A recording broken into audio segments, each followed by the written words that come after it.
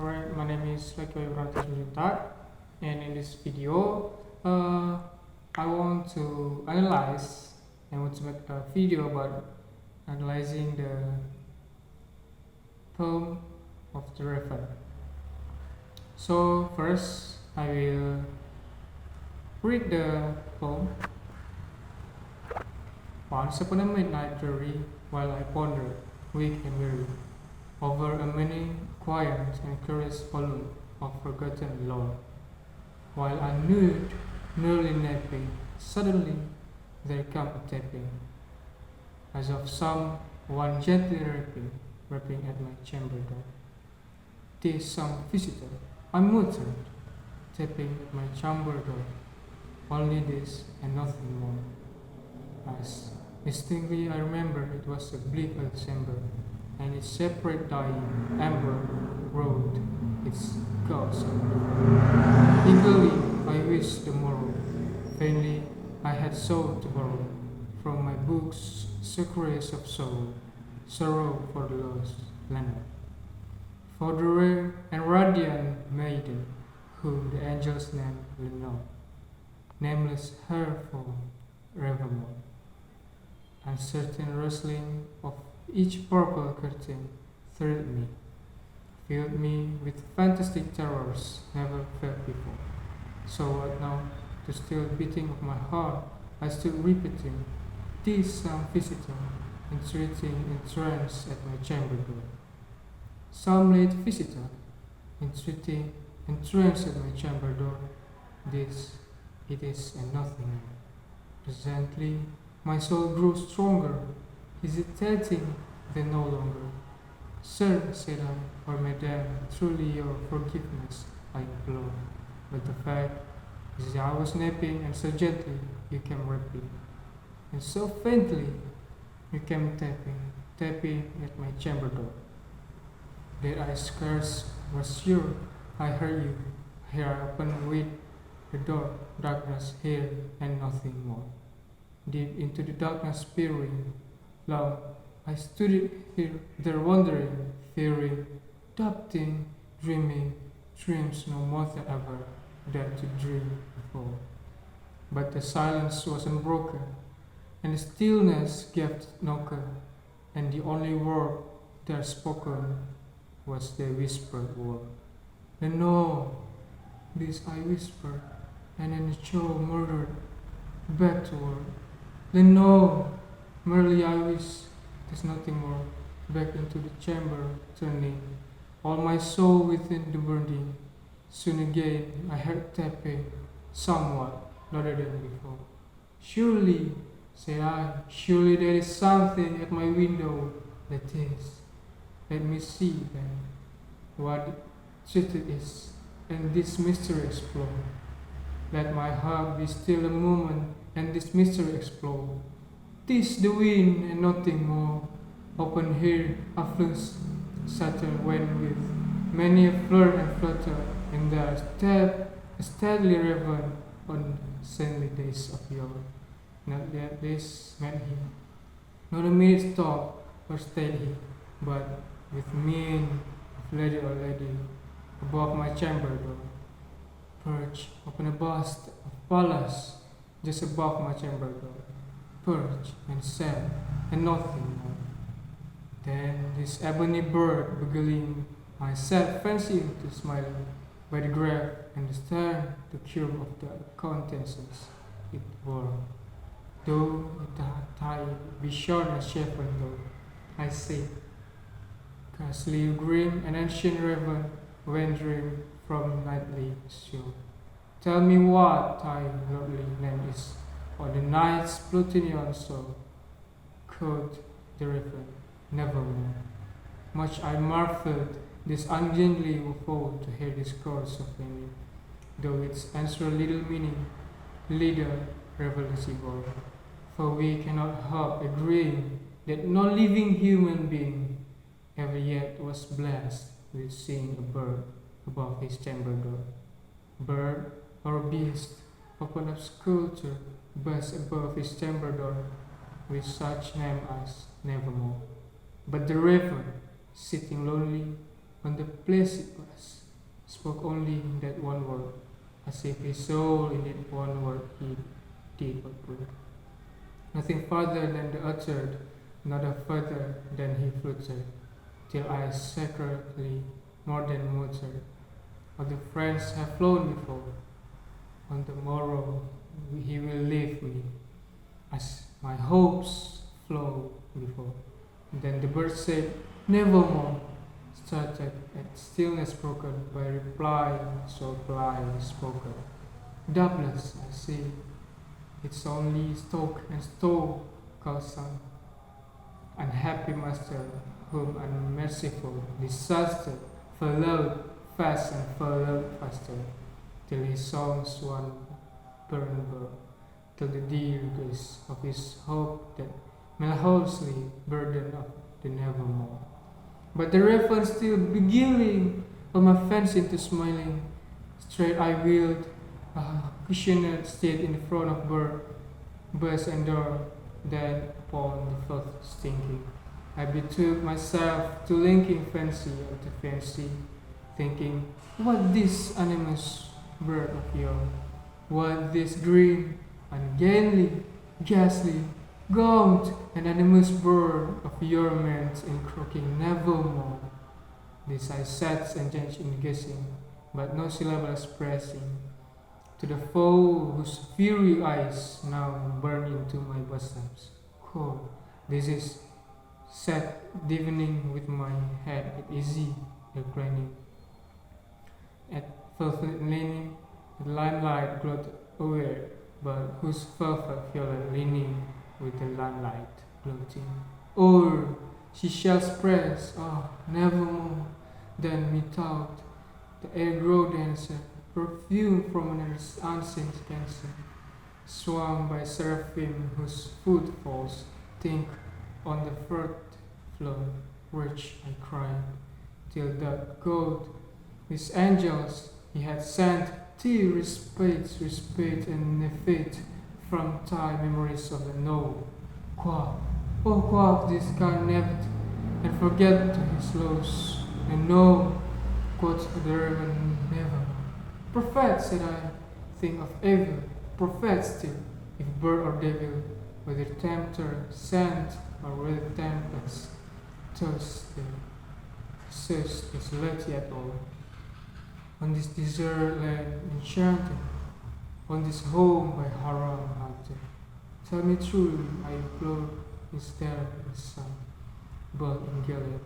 Tell me, I implore, quoth of the Reverend, nevermore. Prophet, said I, think of a view, prophet still, if bird or devil, by that heaven, by bundle of us.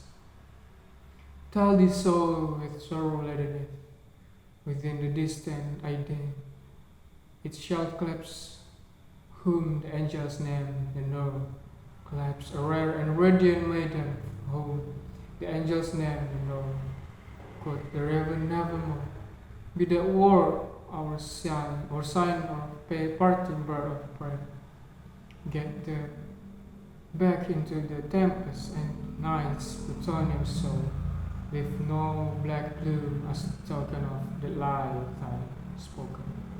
Leave my loneliness unbroken, quit the bush above my door, the tactile of my heart, the tactile from of my door.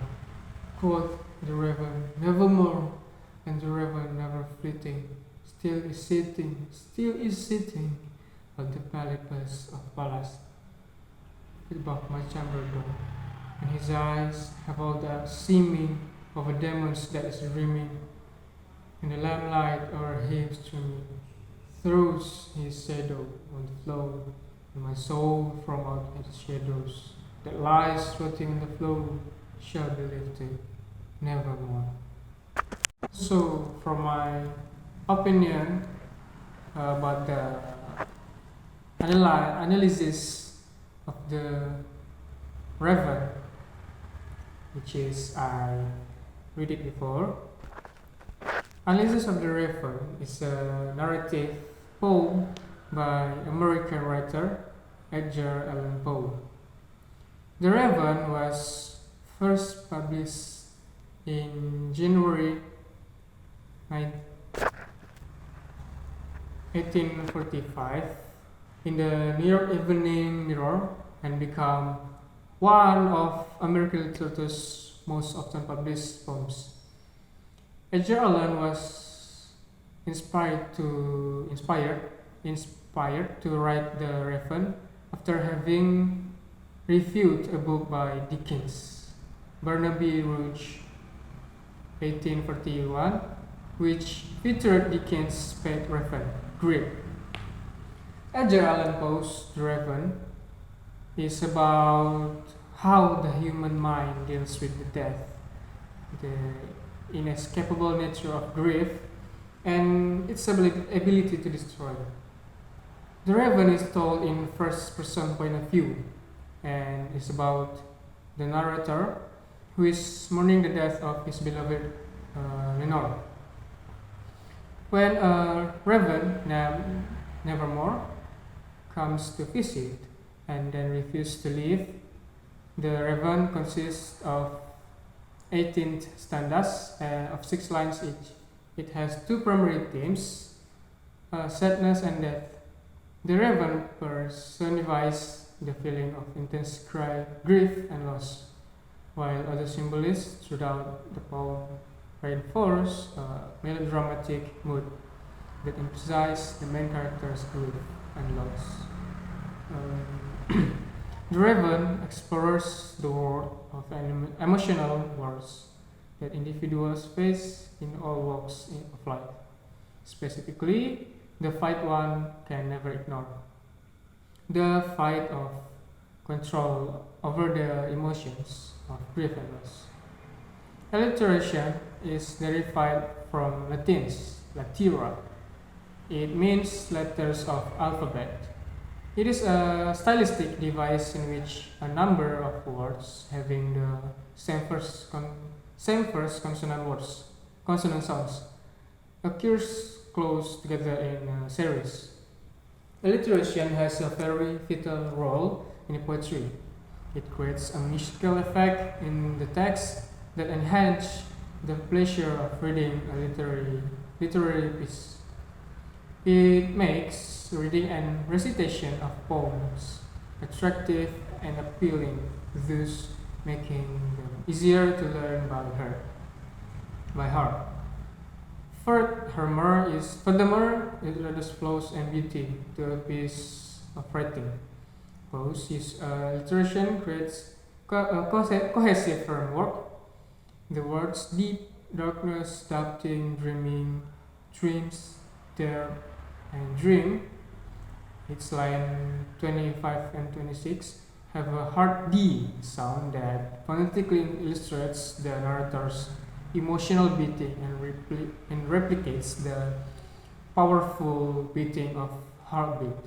The disturbing story, The Raven, tells of madness, misery, and mourning. The raven is personified as a messenger of death, and it's described in a way that gives it human-like qualities. The setting in The Raven to express feelings of isolation and loneliness. It is dark of night and desolate. Poe uses vivid imagery and choose to use a raven, a bird with ebony color, often refers to loss and bad luck. Personification is a figure of speech in which abstract entities, animals, ideas, and non-living objects are empowered with a human form, character, traits, or sensibilities. So, personification is like giving something that is not human, giving it a human abilities. In this poem, the raven is royally personified, almost like a noble guest who has entered into the presence of the sad young victim, perhaps as a messenger of the death or harbinger of death. The narrator goes on to tell how the raven spoke, not with a bird like cow but human, like one word with great lucidity and emotion, as if his soul and that world he died out whole. All these descriptions of the raven's manner of speaking, activeness, and emotion, all of these are example of personification. And the third is simile. Simile is a figure of speech in which comparison of one thing is done with another thing that of a different kind to make a description more emphatic or vivid. There is some visitor, I muttered, tapping at my chamber door. The narrator compares the tapping sound of the raven with that a human tapping. It is not actually the sound of tapping, but he feels as if he heard a knock of the door. And the fourth metaphor, which is a figure of speech in which a word or phrase is applied to an object or action to which it is not literally applicable. Throughout its story, birds cannot connote the flight of souls, and they are said to have mystical powers to act as the mediators between heaven and earth. This metaphor is used numerous times throughout the poem to personify the raven, making it look like a soul reaper. When the raven first appears, the narrator says he sat with mien of lord or lady, which grabs the attention of the reader, and they feel that there is something unique about this bird. The etymology of assonance in the Latin is assoner, meaning to sound. Assonance or vowel rhyme is the repetition of vowel sounds across the line of text or poetry.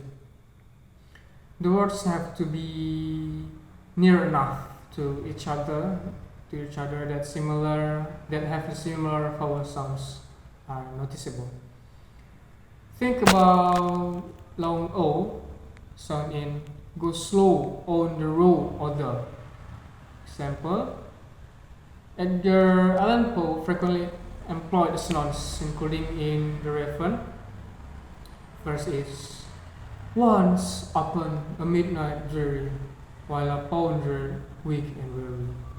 And the second is over many quaint and curious volume of forgotten love. And the third is while I needed early tapping, suddenly there came a tapping.